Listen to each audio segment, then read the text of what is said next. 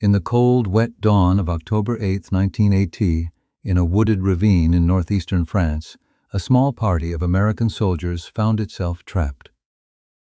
They had slipped through the underbrush behind the German line, and for a moment they had the upper hand, until the German machine guns on the ridge above turned around. In a matter of seconds, the fire cut down 9 of them. The sergeant leading the patrol went down wounded. The other non-commissioned officers were hit. And command of what was left fell to a red-haired corporal from the mountains of Tennessee, a man who, a year earlier, had begged the army not to make him fight at all. His name was Alvin York. What he did in the next half hour would leave 4 German officers, 128 enlisted men, and a stack of surrendered weapons in his hands, and would make him one of the most decorated American soldiers of the First World War. This is how it happened, and what came before and after. Told from the record, not the legend. Alvin York was born on December 13, 1887, in a 2-room log cabin in the valley of the Three Forks of the Wolf River, near Pall Mall in Fentress County, Tennessee. He was the third of 11 children born to William and Mary York. It was a hard, poor mountain upbringing. His father farmed a rented patch of land and worked as a blacksmith. The children hunted and worked to help the family survive. Formal schooling in that place and time amounted to only a few weeks a year, and York's education was thin. What he learned instead was the country skill that would later define him. He became an exceptional marksman with a rifle, hunting game in the Tennessee hills.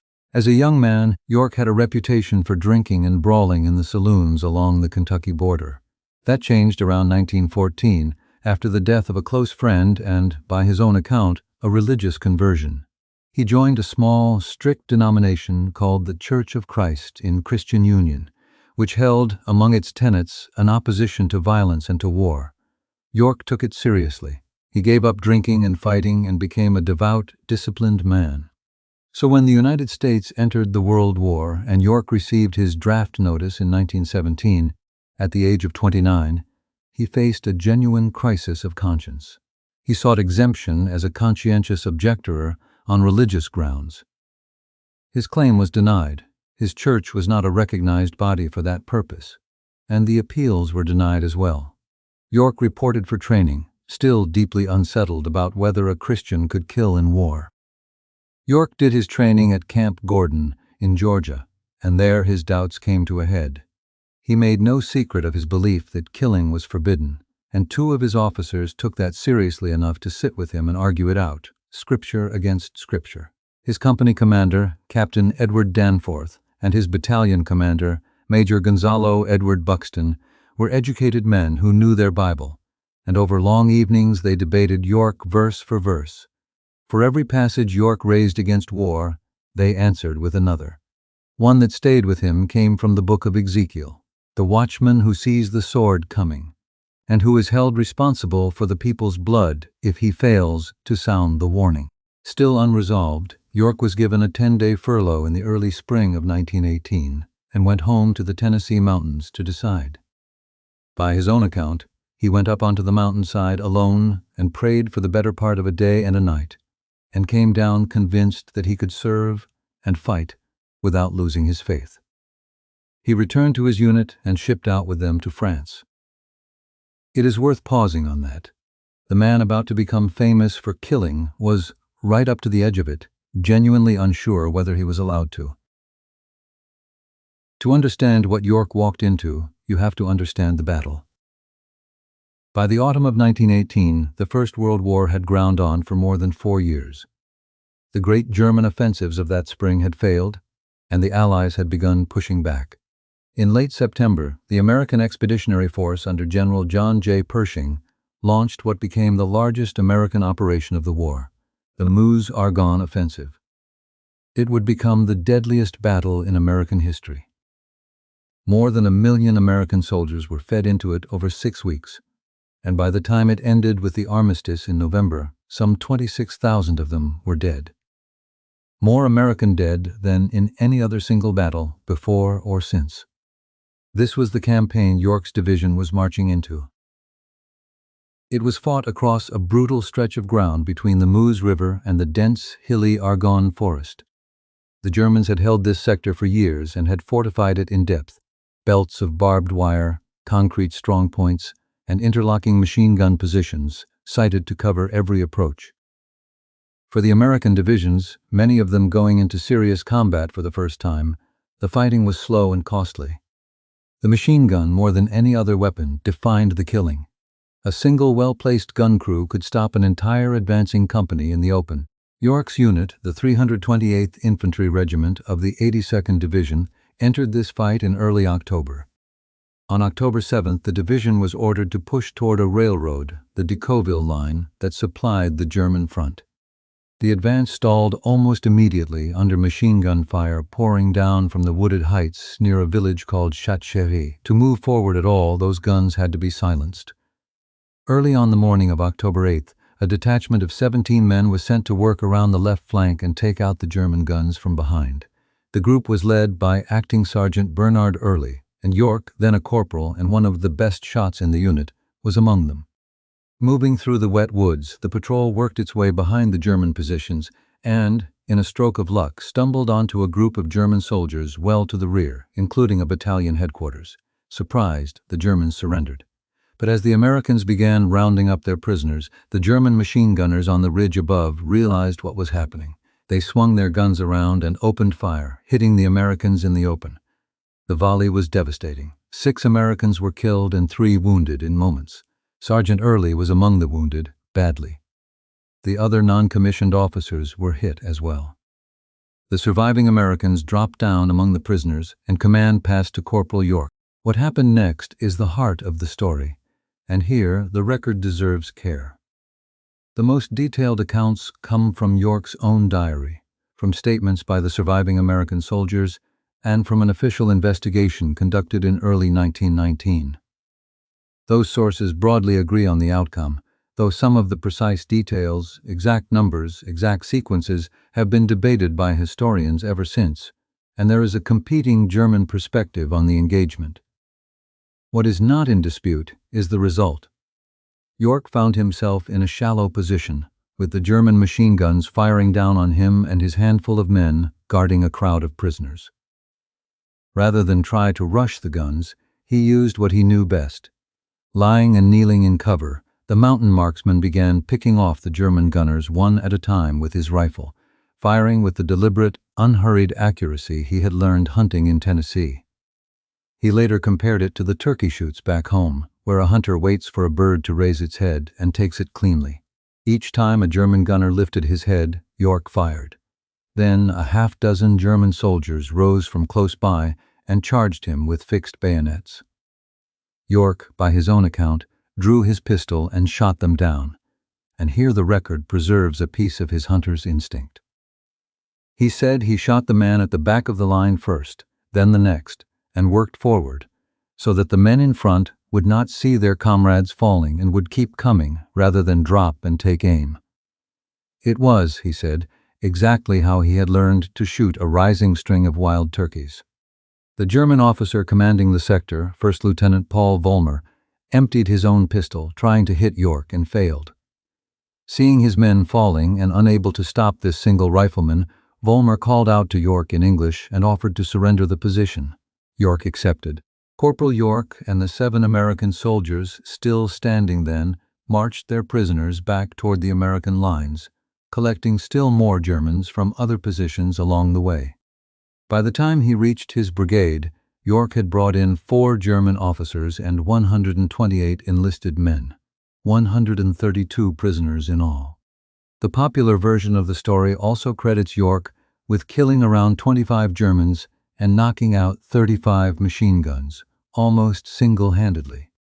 The prisoner count is firmly documented. It is written into the citation itself. The other figures deserve a more careful word. The number of Germans killed comes largely from York's own account and the 1919 investigation. The figure of 35 machine guns, in particular, is not well supported by the official records. which do not show York's patrol bringing in captured guns, even though the patrol clearly did silence the German positions holding up the advance. This is exactly the kind of number that tends to grow in the retelling, and separating what the record establishes from what legend has added is the whole point of telling it carefully. When his astonished brigade commander, Brigadier General Julian Lindsay, said, "Well, York, I hear you have captured the whole German army," York is said to have replied simply, "No, sir, I got only 132.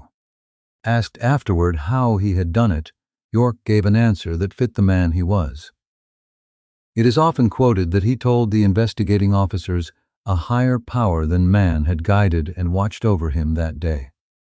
For York, who had wrestled so hard over whether he belonged on that battlefield at all, that was not a figure of speech. For this action, Alvin York received the Medal of Honor. His citation, awarded by the United States Army, reads as follows. After his platoon suffered heavy casualties and 3 other non-commissioned officers had become casualties, Corporal York assumed command. Fearlessly leading 7 men, he charged with great daring a machine gun nest, which was pouring deadly and incessant fire upon his platoon. In this heroic feat, the machine gun nest was taken, together with 4 officers and 128 men and several guns. He was promoted to sergeant, and it is by that rank, Sergeant York, that he would be known for the rest of his life. France awarded him the Croix de Guerre, and later made him a Chevalier of its Legion of Honor. Marshal Ferdinand Foch, the supreme Allied commander, is reported to have told him that what he had done was the greatest thing accomplished by any private soldier of all the armies of Europe. Italy and Montenegro decorated him as well. In all, York is said to have received close to 50 honors. Before leaving France, he also helped found and became a charter member of the American Legion. Alvin York survived the war. Curiously, his exploit went almost unnoticed at first, even in Tennessee, until the Saturday Evening Post published a long account of it in the spring of 1919. Then it happened all at once. When he came home, he was a national celebrity, met by cheering crowds and a great reception in New York, and offered fortunes to endorse products, appear on stage, and sell the rights to his story. He turned almost all of it down. He said he would not profit from what had happened on that ridge, where so many men on both sides had died. Instead, York went home to the Tennessee mountains, married Gracie Williams, the young woman he had been courting before the war, and turned his fame toward the poverty he had come from. He campaigned for better roads and, above all, for schools, believing that education was the way out of the hardship of his childhood. He established a foundation and lent his name to an agricultural institute in Tennessee to serve mountain children, and spent years working and raising money for it, often at a loss, and often struggling with his own finances in the process. In 1941, with another world war approaching, York finally allowed a film to be made about his life. Sergeant York, starring Gary Cooper, became one of the highest-grossing films of the year, and Cooper won an Academy Award for playing him. York directed much of his share of the proceeds toward his charitable and educational causes, though the money would later entangle him in a long and draining dispute with the tax authorities. It is worth saying plainly that York's story has never been entirely free of controversy.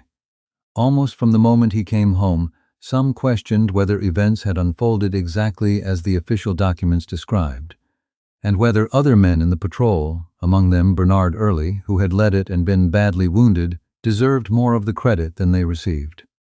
In the decades since, teams of historians and even the U.S. Army have gone back to the Argonne with maps and instruments to try to pin down exactly where and how it happened, and they have not always agreed. None of that erases what York did. It is a reminder that even a famous act of valor is a historical event like any other, reconstructed from imperfect records, and honestly, the better for being examined rather than simply repeated. York's later years were hard. His health declined, his money troubles deepened, and a stroke eventually left him bedridden. Alvin C. York died on September 2, 1964, at the age of 76, and was buried near the mountain valley where he was born. He remains one of the most decorated American soldiers of the First World War and one of its most studied, precisely because the story is so extraordinary that historians have gone back to the ground again and again to test it. What endures is not just the count of prisoners, but the paradox at the center of it. A man who did not want to fight at all, who believed war was wrong, and who, when the moment came, did what he did, and then spent the rest of his life trying to give something back. Thank you for listening.